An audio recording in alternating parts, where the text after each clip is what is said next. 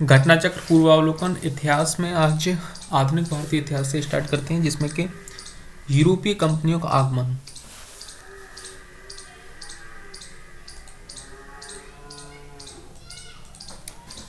Vasco D gamma Gujarati पथ प्रदर्शक अहमद इब्न मजीद की सहायता से भारत के पश्चिमी तट पर स्थित बंदरगाह कालीकट पर 20 मई 1498 ईस्वी को पहुंचा।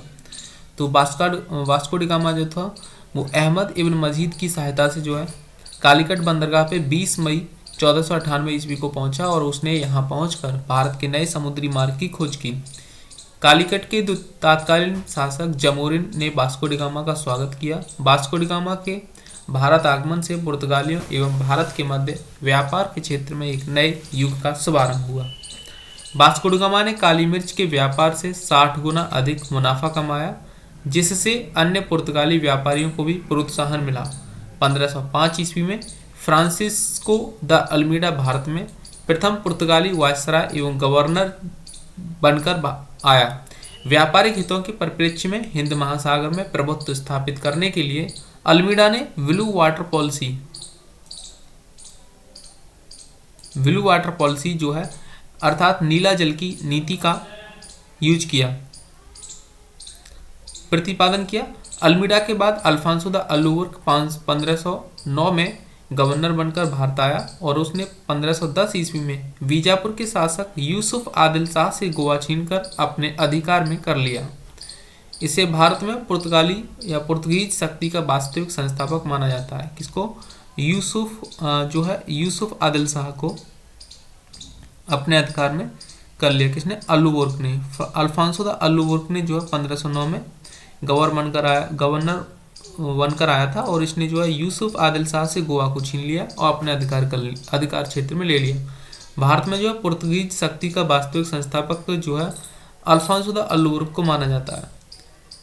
अल्बुकर्क ने 1511 ईस्वी में दक्षिण पूर्वी एशिया की महत्वपूर्ण मंडी मलक्का पर जो है 1515 ईस्वी में फारस की खाड़ी के मुहाने पर स्थित हरमुज पर अधिकार कर लिया। अल्बुकर्क के बाद प्रमुख गवर्नरों में से एक नीनो डी कुन्हा था। यह 1529 से 1538 तक गवर्नर रहा। पुर्तगाली यात्री वास्को डी गामा ने भारत के मार्ग की जो है स्पेनी यात्री कोलंबस ने अमेरिका की, ब्रिटेन के कैप्टन कुक ने ऑस्ट्रेलिया की तथा हॉलैंड के तस्मान ने वॉन डीमंस लैंड यानी कि वर्तमान तस्मानिया तथा न्यूजीलैंड की खोज की। पुर्तगालियों के भारत में प्रथम यूरोपीय दुर्ग भी का निर्माण अल्फांसो द अल्बुकर्क, इस समय वह गवर्नर नहीं था, द्वारा 1503 ईस्वी में कोचीन में कराया गया।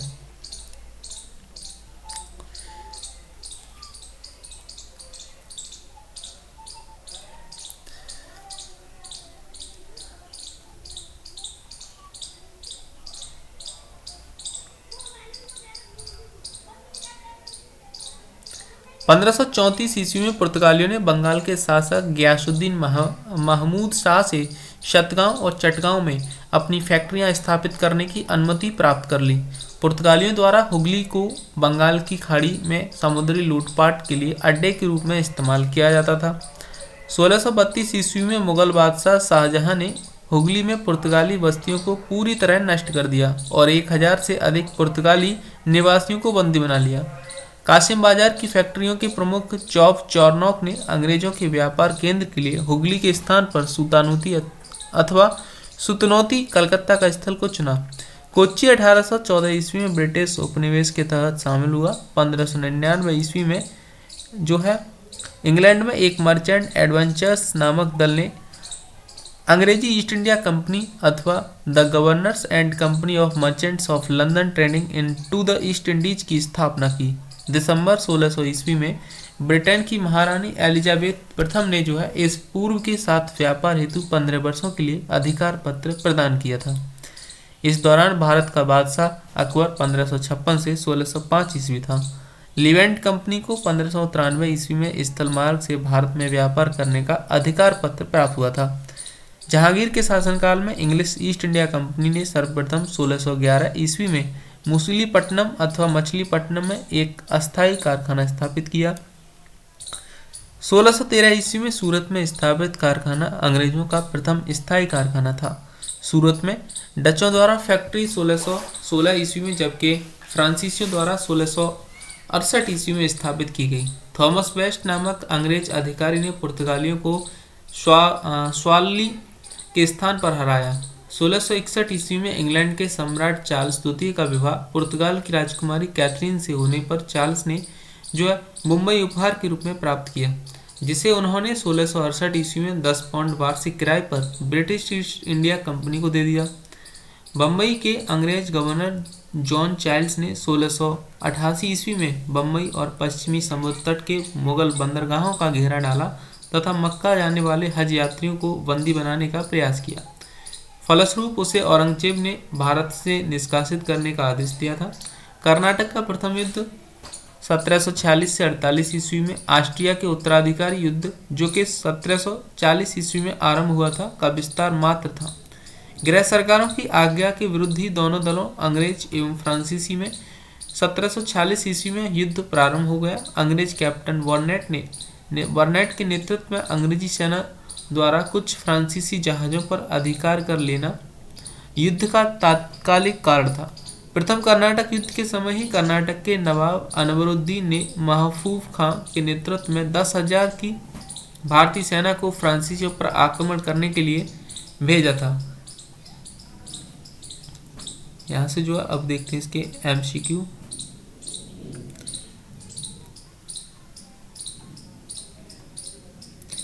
वास्को डी गामा कालीकट पर किस वर्ष आया था? तो वास्को डी गामा कालीकट पे जो था 1498 AD में आया हुआ था। निम्न में से कौन नीला जल योजना यानी कि ब्लू वाटर नीति से संबंधित है? तो ये संबंधित है द अल्मीडा। ऑप्शन ए इसका सही आंसर है। द अल्मीडा जो है नीली जल नीति से संबंधित है। मध्यकाल में सर्वप्रथम अंग्रेज भारत से व्यापार संबंध स्थापित करने वाले थे, तो ये थे पुर्तगाली। वास्को डी गामा भारत कब आया था? वास्को डी गामा भारत जो है 1498 में आया था।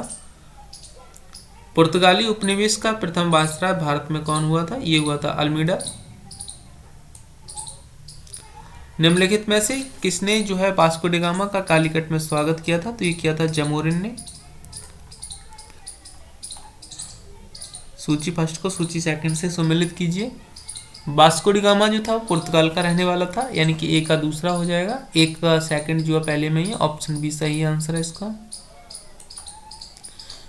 पुर्तगाली यात्री वास्को डी गामा ने भारत के मार्ग की जो है स्पेनी यात्री कोलंबस ने, अमेरिका की, ब्रिटेन के कैप्टन कुक ने, ऑस्ट्रेलिया की तथा हॉलैंड के तस्मान ने वॉन डीमंस लैंड यानी वर्तमान तस्मानिया तथा न्यूजीलैंड की खोज की थी। भारत में पुर्तगाली शक्ति का वास्तविक संस्थापक कौन था? तो ये था अल्बुकर्क। ऑप्शन बी सही आंसर है इसका। भारत में यूरोपीय शक्तियों के प्रवेश के संदर्भ में निम्न में से कौन सा कथन सही नहीं है? तो ऑप्शन ए पुर्तगालियों ने 1499 में गोवा पर कब्जा किया था, ये कथन सही नहीं है। पुर्तगालियों ने भारत में निम्नलिखित में से किस स्थान पर प्रथम दुर्ग का निर्माण किया था? तो ये किया था कोचीन में। किन यूरोपियों ने भारत में प्रथमतः सामुद्रिक व्यापारिक केंद्र स्थापित किए? तो ये किए थे पुर्तगालियों ने।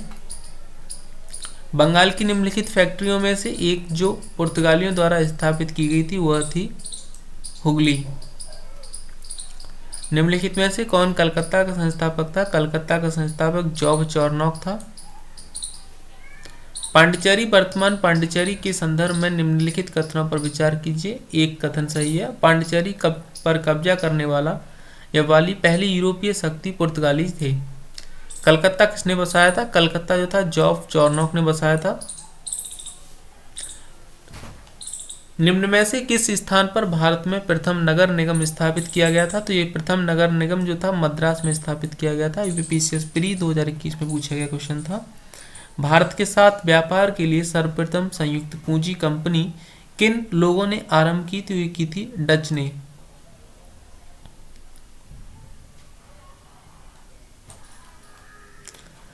हुगली को बंगाल की खाड़ी में समुद्री लूटपाट के लिए किसने अड्डा बनाया था? तो ये अड्डा बनाया था पुर्तगालियों ने।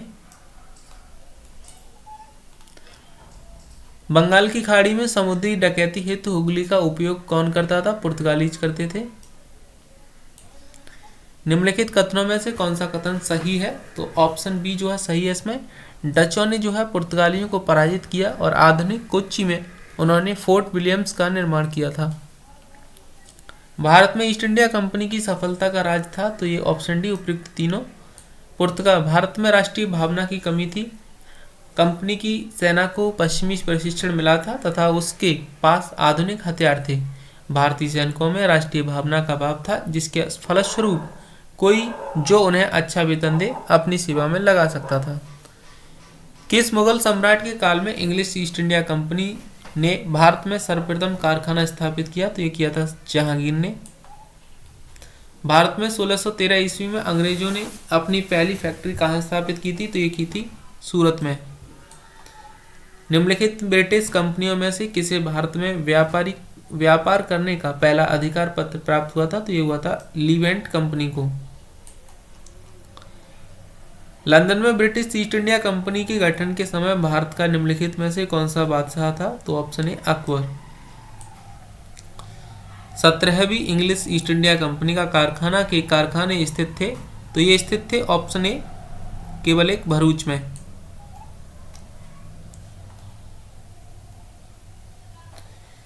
ईस्ट इंडिया कंपनी की प्रथम फैक्ट्री स्थापित की गई थी? तो ईस्ट इंडिया कंपनी की प्रथम फैक्ट्री जो थी वो सूरत में स्थापित की गई थी।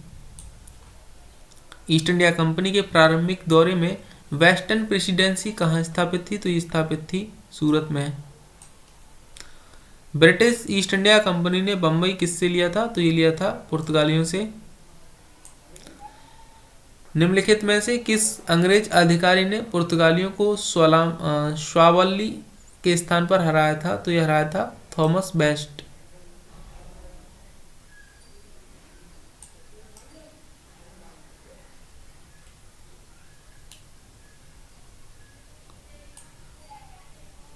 निम्नलिखित यूरोपीय व्यापारिक कंपनियों में से किसने सूरत में सर्वप्रथम अपना कारखाना स्थापित किया था? तो ये स्थापित किया था अंग्रेजों ने। निम्नलिखित में से किस वर्ष प्रयागराज उत्तर प्रदेश के किले पर अंग्रेजों का अधिकार स्थापित हुआ? तो ऑप्शन डी 1797 ईस्वी में। 1797 ईस्वी में उत्तर प्रदेश के प्रयागराज में अकबर के किले पर जो है अंग्रेजों का अधिकार स्थापित हुआ। यूपी ARO प्री एग्जाम 2021 में पूछा गया क्वेश्चन था। अवध के नवाब सादत अली ने 1797 ईस्वी में प्रयागराज इलाहाबाद का किला अंग्रेजों को सौंप दिया था। ईस्ट इंडिया कंपनी के किस अंग्रेज गवर्नर को औरंगजेब द्वारा भारत से निष्कासित किया गया था? तो एक सर जॉन चाइल्ड्स को जो है निष्कासित कर दिया गया था। वर्ष 1613 में अंग्रेजी ईस्ट इंडिया कंपनी को कहाँ एक कारखाना व्यापार स्थल स्थापित करने की अनुमति मिली? तो ये मिली थी सूरत में। निम्नलिखित में से प्रथम कर्नाटक युद्ध का कौन सा तात्कालिक कारण था? तो ऑप्शन डी अंग्रेजों द्वारा फ्रांसीसी जहाजों का अधिग्रहण ये तात्कालीन कारण था। कर्नाटक का प्रथम युद्ध 1746 से 48 ईस्वी में ऑस्ट्रिया के उत्तराधिकारी युद्ध जो कि 1740 ईस्वी में आरंभ हुआ था का विस्तार मात्र था। गृह सरकारों की आज्ञा के विरुद्ध ही दोनों दलों अंग्रेज एवं फ्रांसीसियों ने 1746 ईस्वी में युद्ध प्रारंभ हो गया। अंग्रेज कैप्टन वॉर्नेट के नेतृत्व में अंग्रेजी सेना द्वारा कुछ फ्रांसीसी जहाजों पर अधिकार कर लेना युद्ध का तात्कालीन कारण था।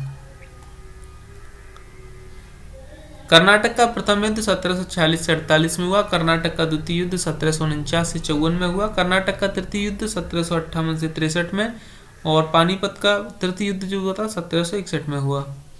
कर्नाटक युद्ध किन किन के मध्य लड़ा गया था? कर्नाटक युद्ध अंग्रेज और फ्रांसीसियों के मध्य लड़ा गया था।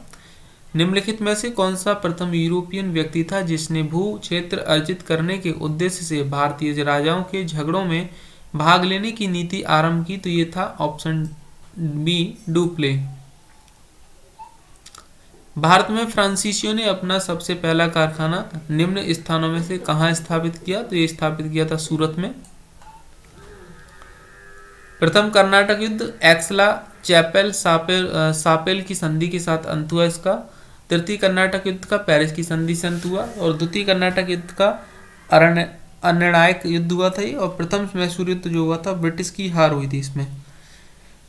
निम्नलिखित में से कौन सा एक सही सुमेलित नहीं है? तो कर्नाटक का प्रथम युद्ध 1746-47 में सही है। कर्नाटक का द्वितीय युद्ध जो था ये सही सुमेलित नहीं है, क्योंकि कर्नाटक का द्वितीय युद्ध हुआ था वो 1749 से 1754 तक हुआ। फ्रांसीसी ईस्ट इंडिया कंपनी संस्थापित हुई थी, तो ये हुई थी लुई 14वें के शासनकाल में। निम्नलिखित में से किसे भारत में फ्रांसीसी कंपनी का संस्थापक माना जाता है? तो ये कॉलबर्ट को। फ्रांसीसी दक्कन में शक्ति आंदोलन स्थापित करने में असफल रहे क्योंकि अंग्रेजों की फौज शक्तिशाली थी। ऑप्शन बी सही आंसर इसका। बंगाल में निम्न में से कौन सा कारखाना डचों ने स्थापित किया था? तो ये स्थापित किया था चिंसूरा और हुगली। चिंसूरा और हुगली में जो है डचों ने कारखाना स्थापित किया था। नेक्स्ट है, डच ईस्ट इंडिया कंपनी ने किस वर्ष अपनी फैक्ट्री पटना में स्थापित की थी? तो स्थापित की थी 1632 ईस्वी में। निम्न यूरोपीय शक्तियों ने भारतीय व्यापार में समय समय पर प्रवेश किया। तो ये ऑप्शन बी 4 2 1 3 4। सबसे पहले पुर्तगाली, उसके बाद डच, और डचों के बाद आए थे अंग्रेज, अंग्रेजों के बाद फ्रांसीसी। सूची फर्स्ट को सूची सेकंड से सुमेलित कीजिए। पांडिचेरी फ्रेंचों का शासन था, गोवा पे पुर्तगालीज का, ट्रान की वॉर पे डेनिश डैन का, और सद्रास पे डचों का। उस क्षेत्र की पहचान करें जहां से यूरोप वासियों को सर्वोत्तम सोरा और अफीम जो है प्राप्त होता था। तो ये बिहार से होता था इन्हें। अंग्रेजी शासनकाल में भारत का कौन सा क्षेत्र अफीम उत्पादन के लिए प्रसिद्ध था? तो ये बिहार था। निम्नलिखित यूरोपियों में से कौन सा एक स्वतंत्रता पूर्व भारत में व्यापारी के रूप में सबसे अंत में आए थे? तो ये आए थे सबसे अंत में फ्रांसीसी।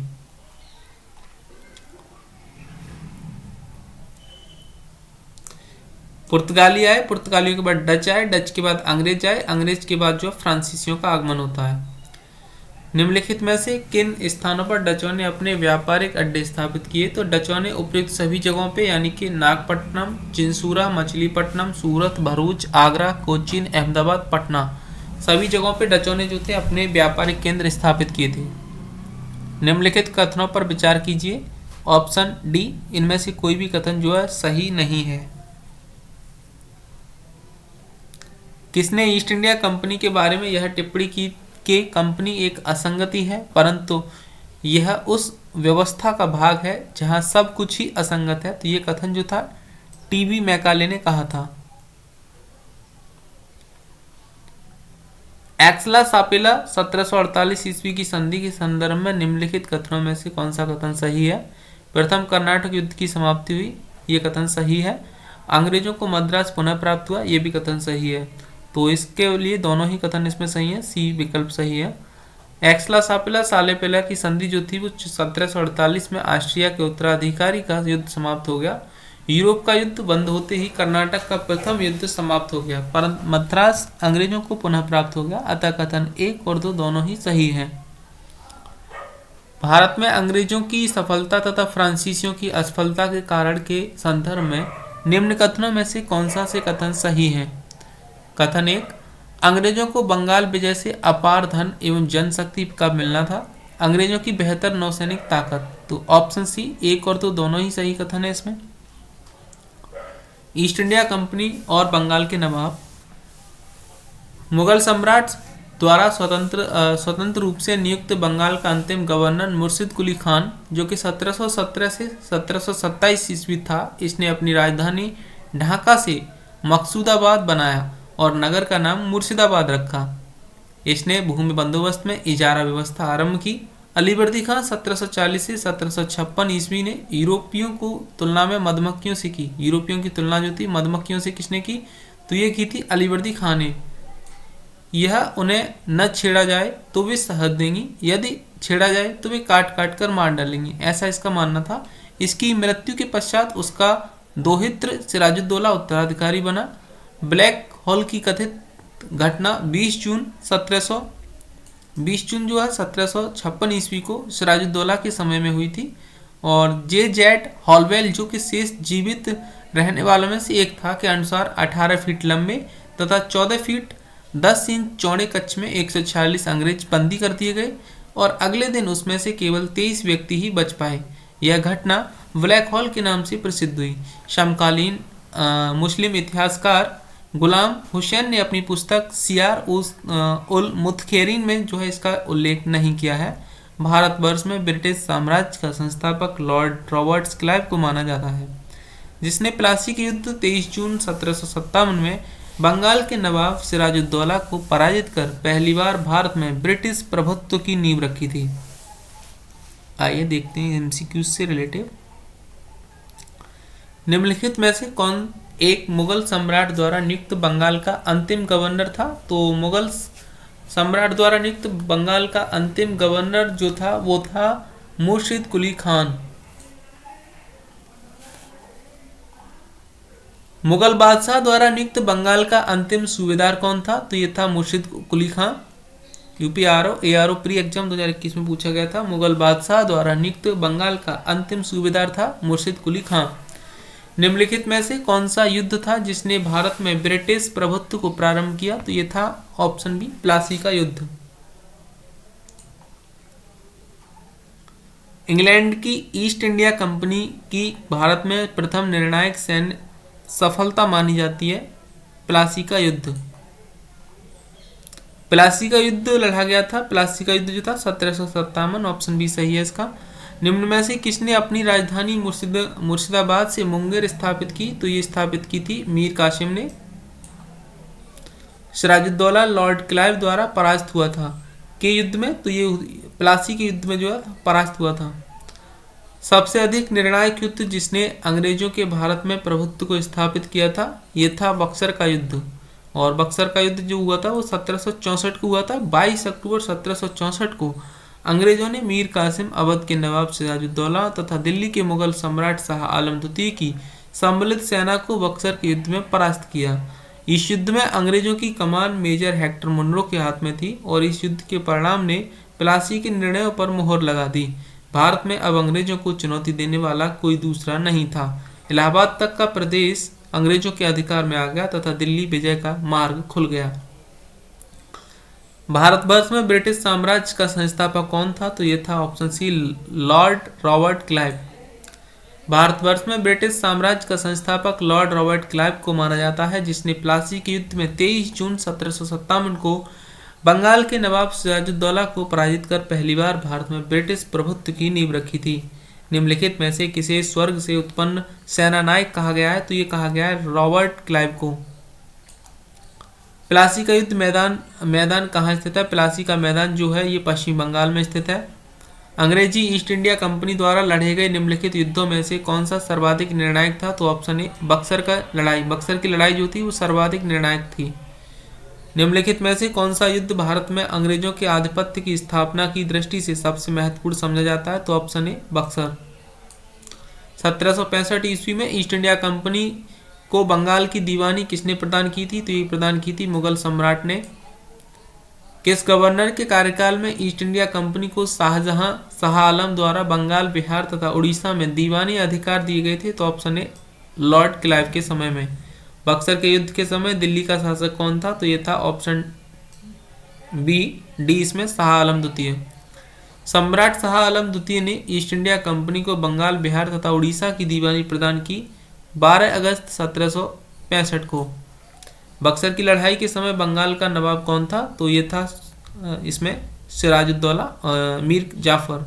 यानी कि बक्सर की लड़ाई के बाद प्लासी की लड़ाई के टाइम पे सिराजुद्दौला था, बक्सर की लड़ाई के टाइम पे मीर जाफर जो था ये बंगाल का नवाब था। निम्नलिखित में से जिस एक शासक ने ईस्ट इंडिया कंपनी को दीवानी प्रदान की थी वह था ऑप्शन सी शाह आलम द्वितीय। शाह आलम द्वितीय ने जो था ईस्ट इंडिया कंपनी को दीवानी प्रदान की थी। इलाहाबाद की संधि के बाद रॉबर्ट क्लाइव ने मुर्शिदाबाद का उपदीवान किसे बनाया था? तो ये बनाया था मोहम्मद रजा खान को।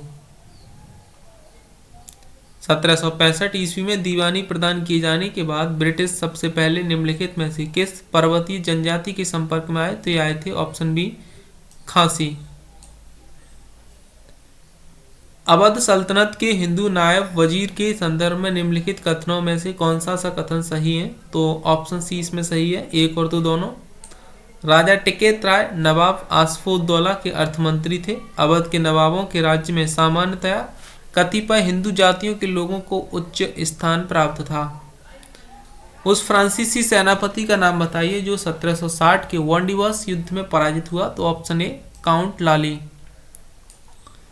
18वें शतक में भारत में लड़े गए युद्धों का निम्नलिखित में से सही कालानुक्रम कौन सा है? तो ऑप्शन बी अंबर युद्ध, प्लासी युद्ध, वांडीवास युद्ध और बक्सर का युद्ध। वांडीवास का युद्ध 1760 ईस्वी में जो था, ब्रिटिश ने फ्रेंच को हराया था। इसमें 1760 का फ्रांसीस प्रसिद्ध वांडीवास का युद्ध अंग्रेजों द्वारा किसके खिलाफ लड़ा गया था? तो ये लड़ा गया था फ्रांसीसियों के विरुद्ध। निम्नलिखित में से कौन युग्म सही सुमेलित है? तो ऑप्शन बी वांडीवास का युद्ध फ्रांसीसी विरुद्ध ईस्ट इंडिया कंपनी लड़ा गया था। निम्न में से किसने भारत में अंग्रेजों का सर्वाधिक विरोध किया? तो मराठों ने जो है भारत में अंग्रेजों का सर्वाधिक विरोध किया था। क्षेत्रीय राज्य पंजाब एवं मैसूर। रणजीत सिंह का जन्म 13 नवंबर 1780 ईस्वी को सुकरचकिया मिशल के मुखिया महासिंह के घर हुआ था। महाराजा रणजीत सिंह और अंग्रेजों के बीच 25 अप्रैल 1809 को अमृतसर की संधि हुई। उसने 1818 ईस्वी में मुल्तान, 1819 ईस्वी में कश्मीर, 1834 ईस्वी में पेशावर को जीत लिया। 1798 ईस्वी में अफगानिस्तान के शासक जमान शाह ने पंजाब पर आक्रमण किया। वापस जाते समय उसकी तोपें चिनाब नदी में गिर गईं। रणजीत सिंह ने उन्हें निकलवा कर वापस भिजवा दिया और उसके सेवा के बदले जमान शाह ने उसे लाहौर पर अधिकार करने की अनुमति दे दी। 1799 ईस्वी में रणजीत सिंह ने तत्काल लाहौर पर अधिकार कर लिया तथा उसे अपनी राजधानी बनाया। जमान शाह ने उन्हें राजा की कमान उपाधि दी और लाहौर का अपना सूबेदार मान लिया। 1805 में अमृतसर को भी भंगी मिसल से छीन लिया और तत्पश्चात पंजाब की राजनीतिक राजधानी लाहौर और धार्मिक राजधानी अमृतसर दोनों ही उसके अधीन आ गईं। रणजीत सिंह के समय जो है राज्य में सम्मिलित था, तो रणजीत सिंह के राज्य में जो था श्रीनगर सम्मिलित था। रणजीत सिंह जिनका जन्म 13 नवंबर 1780 को सुकरचकिया मिसल के मुखिया महासिंह के घर हुआ था। महाराजा रणजीत सिंह और अंग्रेजों के बीच 25 अप्रैल 1809 को अमृतसर की संधि हुई। 1819 ईस्वी में कश्मीर और 1834 ईस्वी में पेशावर को जीत लिया। इस प्रकार प्रसंगत विकल्प में श्रीनगर रणजीत सिंह के राज्य में सम्मिलित था। रणजीत सिंह किस मिसल से संबंधित थे? तो ये जो थे सुकरचकिया मिसल से संबंधित थे। महाराजा रणजीत सिंह के राज्य की राजधानी जो थी ये लाहौर थी। राजा रणजीत सिंह ने किस स्थान पर अदालत ए आला की स्थापना की? तो ये की थी लाहौर में। रणजीत सिंह के सुप्रसिद्ध कोहिनूर हीरा प्राप्त किया था। रणजीत सिंह ने सुप्रसिद्ध कोहिनूर हीरा जो था वो शाह सूजा से प्राप्त किया था। सिख राज्य का अंतिम राजा कौन था? सिख राज्य का अंतिम राजा दिलीप सिंह था। पंजाब के पूर्व महाराजा दिलीप सिंह के विषय में निम्नलिखित में से कौन सा कथन सत्य है? तो ऑप्शन ए 23 अक्टूबर 1893 ईस्वी को उनका निधन पेरिस में हुआ था। ये कथन जो है सत्य है। निम्नलिखित में से किसने कहा था कि ईश्वर की इच्छा थी कि मैं सब धर्मों को एक निगाह से देखूं, इसीलिए उसने दूसरी आंख की रोशनी ले ली? ये कथन महाराजा रणजीत सिंह का था। किस साम्राज्य का अंतिम शासक था? ऑप्शन ए दिलीप सिंह जो है सिख साम्राज्य का अंतिम शासक था। पंजाब के विलय के पश्चात पंजाब पर शासन करने के लिए निम्नलिखित में से कौन 3% का सदस्य नहीं था? तो ऑप्शन ए H.M. इलियट और ऑप्शन डी रॉबर्ट मॉन्टगोमरी। महाराजा रणजीत सिंह के उत्तराधिकारी थे। ऑप्शन बी खड़क सिंह। खड़क सिंह महाराजा रणजीत सिंह के उत्तराधिकारी थे। टीपू सुल्तान ने अपनी राजधानी बनाई थी। टीपू सुल्तान ने अपनी राजधानी श्रीरंगपट्टनम में बनाई हुई थी। प्रथम आंग्ल मैसूर युद्ध जो था 1766 से 69 ईस्वी में कौन सा विजय हुआ था? तो इसमें जो है हैदर अली की विजय हुई थी। निम्नलिखित में भारतीय शासकों में से कौन था जिसने विदेशों में आधुनिक पद्धति से दूतावास स्थापित किए थे? ऑप्शन डी टीपू सुल्तान ने। निम्नलिखित में से कौन 1755 में डिंडीगुल मैसूर में एक आधुनिक शस्त्रागार की स्थापना की? तो ये की थी ऑप्शन बी हैदर अली ने। टीपू सुल्तान ने ब्रिटिश सेना को 1780 में हराया था, तो ये हराया था पालीपुर में। अंग्रेजों ने श्रीरंगपट्टनम की संधि किसके साथ की थी? तो टीपू सुल्तान के साथ। ब्रिटिश जनरल जिसने हैदर अली को पोर्टो नोवा के युद्ध में हराया था, ऑप्शन बी सर आयरकूट ने। टीपू सुल्तान अंग्रेजों के युद्ध में कब मारे गए थे? ऑप्शन बी 1799 में। निम्नलिखित में से कौन एक सुमेलित है? तो ऑप्शन डी जो है चतुर्थ आंग्लो मैसूर युद्ध, टीपू पराजित हो गया युद्ध में और दिवंगत हो गया था वो, यानी कि मारा गया। बेगम समरू ने एक अति प्रसिद्ध चर्च का निर्माण करवाया था, तो ये करवाया था सरधना में। बेगम समरू ने 1750 से 1836 में एक अति प्रसिद्ध चर्च का निर्माण मेरठ के निकट सरधना में कराया था। निम्न कथनों में से कौन सा एक सही नहीं है? तो ऑप्शन ए अली मर्दान खान ने बंगाल में जो है राजस्व कृषि पद्धति प्रारंभ की, ये कथन सही नहीं है। निम्नलिखित कथनों पर विचार कीजिए। तो ऑप्शन बी सही है, केवल 3। प्लासी के युद्ध में सिराजुद्दौला की पराजय के लिए मीर जाफर ने अंग्रेजों से मिलकर षड्यंत्र रचा, ये कथन सही है। नेक्स्ट क्लास में देखेंगे गवर्नर जनरल एवं वायसराय।